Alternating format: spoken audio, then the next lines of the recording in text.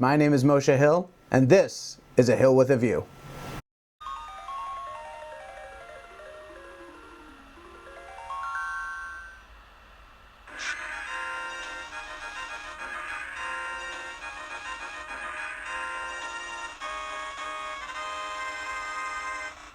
A couple weeks ago, the Harvard Crimson, the student newspaper, submitted an editorial from the editorial board that basically said, hey, doesn't matter what the prevailing theories are or what the counter arguments are.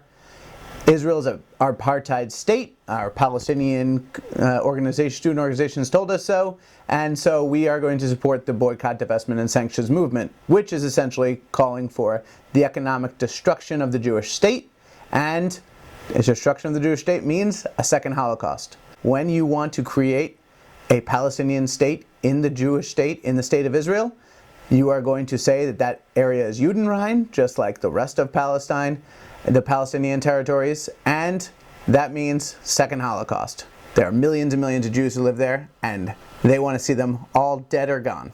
The Harvard student newspaper issued this atrocious op-ed only a couple weeks after Passover. And during the Passover Seder, for anyone who isn't familiar with it, we say a very specific sentence.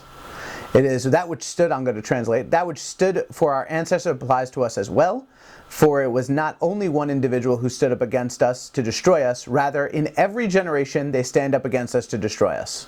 Dozens of examples of this. The most famous are the Egyptians, back when we were slaves in Egypt, the Babylonians when they destroyed the first temple, the Romans when they destroyed the second temple, Russian Cossacks that did pogroms, obviously the Nazis, and the Arab armies that tried to destroy Israel in 1948, 1967, 1973, and of course I'm missing a few wars in between there. And now we have a new enemy. This generation is the college leftist. The college leftist is the enemy of the generation. Don't be fooled. Just because they're not coming at us with knives or guns doesn't mean they don't want to see every single Jew kicked out of Israel. Because that's what happens when you side with the Palestinian people at this point, with their leadership at this point. That's what happens. Okay? So you're siding, and you're not siding with the Palestinian people. You're siding with these radical anti-Israel organizations. And the radical anti-Israel organizations have no interest in helping the Palestinian people. So, right now, the mentality of the college leftist was perfectly articulated in this editorial of the Crimson, editorial board of the Harvard Crimson. It says, it's entitled, In Support of Boycott, Divest, and Sanction, and a Free Palestine. So what they were doing was they met with this Palestinian propaganda group, the Palestine Solidarity Committee, and what they had was they had a wall of resistance in favor of Palestinian freedom and sovereignty.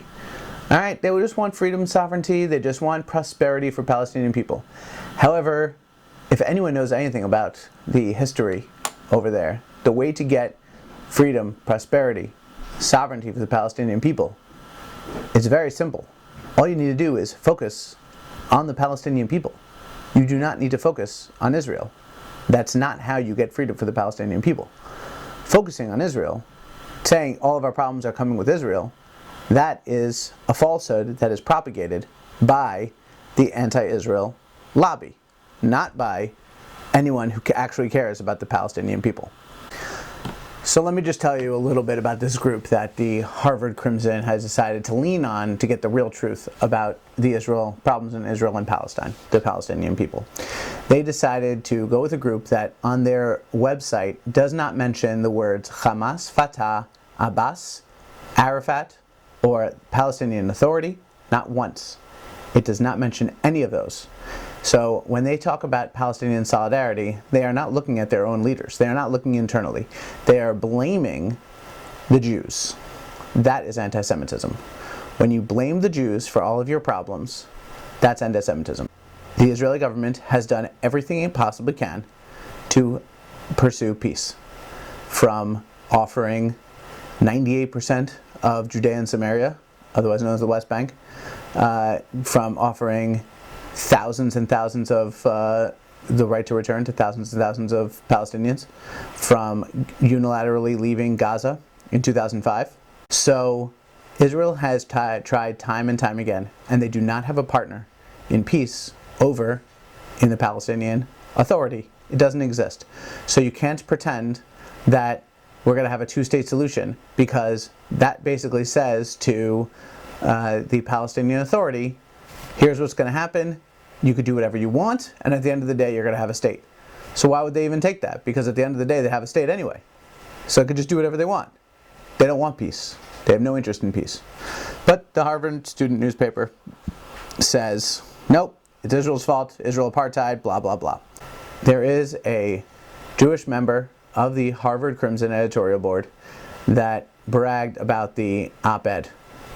Her name is Orly Marini Rappaport, and she said, I am an editorial chair at Harvard at the Crimson.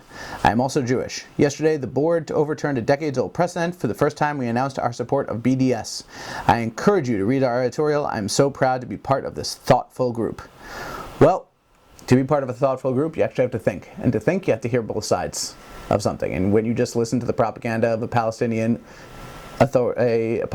group, you're not hearing both sides. You have no interest in the history or the complexity of the issue. When in this article they say, well, we're all about occupied Palestine, occupied Palestinian territories. Well, what does that mean? What does that mean to the Harvard Crimson? Do the Harvard Crimson think that the occupied Palestinian territories are the West Bank and Gaza, which is what a lot of people say it is, and the West Bank being Judea and Samaria? Or does it mean Jerusalem? Gaza was unilaterally drawn from in 2005. The West Bank, according to the Oslo Accords, was split up into three different areas, Area A, B, and C, where one of the areas was under full authority of the Palestinian Authority, the newly formed Palestinian Authority, because the PLO was obviously a terrorist organization. And they had economic rule. They could figure it out for themselves. They chose not to. They didn't do it. The only reason why the Israeli military had to be there, and the only reason why they had to put a wall up there, is because Yasser Arafat decided that after he got concessions from Israel, now's the time to strike. There were more terrorist attacks in the decade following the Oslo Accords than there were in the decade preceding the Oslo Accords. Between 2000 and 2005, there was the Second Intifada. That was after the Oslo Accords. There was bombings, there were shootings, there were stabbings. So Israel said, forget about it. We just need to defend ourselves. So that's what they refer to as the occupied territories. There's also another definition of occupied territories, and this is a definition of somebody who they were quoting, they were defending in the column. Mark Lamont Hill, no relation, thank God, has said, from the river to the sea, Palestine will be free. So as we stand here on the 70th anniversary of the Universal Declaration of Human Rights and the tragic commemoration of the Nakba, we have an opportunity to not just offer solidarity in words, but to commit to political action, grassroots action, local action, and international action that will give us what justice requires. And that is a free Palestine from the river to the sea. What does that mean? That means from the Jordan River all the way up to the Mediterranean Sea. On the other side, Palestine will be free. That encompasses all of Israel. And if you're saying that all of Israel is an occupied Palestinian territory, which a lot of Palestinians believe in ever since the quote-unquote Nakba, which was a disaster, they refer to it as a disaster because they say they got kicked out of their homes. But the reality is it was a disaster because they didn't kill all the Jews in 1948. So, from the river to the sea, Palestine will be free basically means that we are going to make the entire area that is currently known as Israel, the Judea and Samaria, and Gaza, Judenrein. No Jews. Just like in Gaza, just like in the Palestinian Authority territories. That's it. So, don't pretend that you're not calling for a second Holocaust when you do not define your terms. When you don't say occupied Palestine, and you leave it vague and open, then you cannot hide behind, well, we really are just going for peace for the Palestinians. You're not. You're not going to help the Palestinians. You're only attacking the Jews. So why does this matter?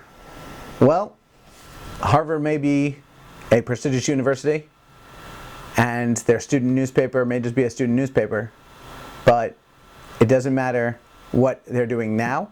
It matters where these people are going to. And Harvard Crimson staff have appeared in every levels of society and government. So this is what we need to worry about, because they're not going to lose these opinions when they graduate. They're going to bring them into the corporate world. We already know that leftists leave college, enter the corporate world, and change the corporations that they join. That's why all the corporations have moved left. So one former Harvard Crimson member was Susan Wojcicki, CEO of YouTube. YouTube has been known to silence opinions they don't like. In government, we have Secretary of State Antony Blinken, Attorney General Merrick Garland, Secretary of Transportation and presidential candidate Pete Buttigieg, Senator Richard Blumenthal, all of whom were former members of the Harvard Crimson. And then, in the media, New York Times, Washington Post, Los Angeles Times, CNN, MSNBC, many other legacy media outlets are filled with Crimson staff members. And of course, former CNN President Jeff Zucker was the former president of the Harvard Crimson. So let's not pretend that their opinions are going to stay in school. They're not. Their opinions are going to go with them wherever they go. And it's a very prestigious university at a very prestigious student newspaper. That means those opinions are going to be out there in the world more so than they were 2 years ago, 5 years ago, or 10 years ago. So it is a real problem, and we cannot forget about it.